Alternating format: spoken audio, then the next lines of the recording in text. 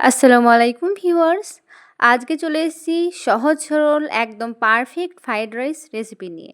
তো চলুন আর বেশি কথা না বাড়িয়ে পুরো রেসিপিটাই দেখে নিই। তো প্রথমে আমি ওভেনে একটা কড়াই বসিয়েছি, তার মধ্যে দিয়েছি জল আর দিয়েছি ১ চামচ ভর্তি করে নুন। এবার জলটা যখনই ফুটে উঠলো তখন আমি চালটা দিয়ে দিলাম। অবশ্য চালটা আমি ১ ঘন্টা আগে ভিজিয়ে রেখেছিলাম। এখানে ফ্রাইড রাইস যে চালটা সেটাই নিয়েছি, বিরিয়ানি বা বাসমতি যেকোনো চালটা ব্যবহার করা যেতে পারে। এবার দিয়ে দিচ্ছি ১ চামচ থেকে ১.৫ চামচ ভিনিগারটা দিলে চালটা মানে ভাতটা অনেক বেশি সাদা হয় আর কি। তো দেখুন ৯০% মতো ভাতটা যখন হয়ে যাবে তখনই কিন্তু ভাতটাকে জলটা ঝরিয়ে নিয়ে উঠিয়ে নিতে হবে। এবার জলটা ঝরিয়ে নিয়ে আমি উঠিয়ে নিচ্ছি। এবার ঠান্ডা হওয়ার জন্য রেখে দেবো।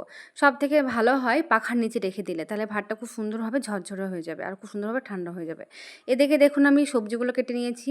যেহেতু এটা ভেজিটেবল ফ্রাইড রাইস, তার জন্য সবজি তো মাস্ট। তার জন্য নিয়েছি গাজর, ক্যাপসিকাম, বিনস, মটরশুঁটি সবগুলো আমি পাতলা পাতলা করে কেটে নিয়েছি। এবার দেখুন সবজিগুলোকে ফ্রাই করে নেব। তার জন্য ওভেনে হালকা একটু মানে একটা ফ্রাই প্যান বসিয়ে দিয়েছি। তার মধ্যে দিয়েছি হালকা একটু সাদা তেল, ১ চামচ ঘি বা বাটার। তার মধ্যে প্রথমে আমি মানে ঘি বা বাটারটা গরম হয়ে আসলে আমি গাজরটা দিয়েছি, লম্বা লম্বা একদম পাতলা করে কেটে নেওয়া। গাজরটা ১ মিনিট মতো কুক করার ১ থেকে ১.৫ মিনিট কুক করার পর দিয়েছি বিনসগুলোকেও ১ মিনিট কুক করে নিচ্ছি। তো ১ মিনিট ভালো করে ভেজে নেওয়ার পর দিয়ে দেবো এখানে কিশমিশ এবং কাজু। এবার কাজু কিশমিশটা দেওয়ার পর ওই ১-১.৫ মিনিট মতো ভেজে নিতে হবে। তারপর দিয়ে দিচ্ছি এখানে ক্যাপসিকামটা দেওয়ার পর দিয়ে দিচ্ছি মটরশুঁটি। এবার ক্যাপসিকাম এবং মটরশুঁটিটা দেওয়ার পর ওই ২ থেকে ৩ মিনিট মতো খুব ভালো করে ভেজে নিতে হবে। আর অবশ্যই লো থেকে মিডিয়াম ফ্লেমে রেখেই কিন্তু ভেজে নিতে হবে সবজিগুলো, নাহলে কিন্তু পুড়ে যেতে পারে। তো ফাইনালি আমার সবজিগুলো ভাজা কমপ্লিট। এবার ওই একই ফ্রাই প্যানে দিয়ে দেবো আর একটু সামান্য সাদা তেল আর ১ চামচ ঘি বা বাটার।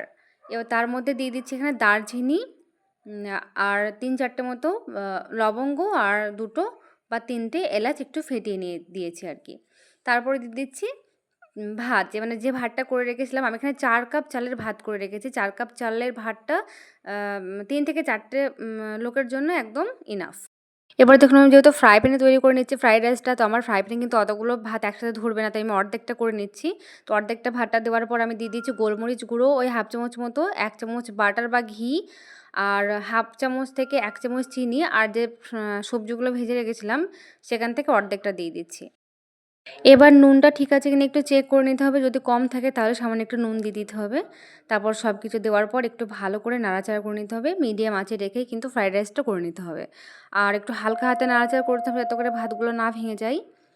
তো দেখুন কালারটা একদম ভাতগুলো দেখুন একদম গোটা, গোটা হয়ে আছে, কোনো রকম ভেঙে যায়নি। তো ফাইনালি কিন্তু আমার ফ্রাইড রাইস এখানে রেডি। খুব বেশি টাইম লাগে না, খুব কম সময়ের মধ্যেই কিন্তু ফ্রাইড রাইস রেডি হয়ে যায়। তো ফাইনালি দেখুন সমস্ত ফ্রাইড রাইস কিন্তু আমার রেডি হয়ে গেছে। তো আমি এবার মাটন কষার সাথে এটাকে মানে ফ্রাইড রাইস থেকে পরিবেশন করছি।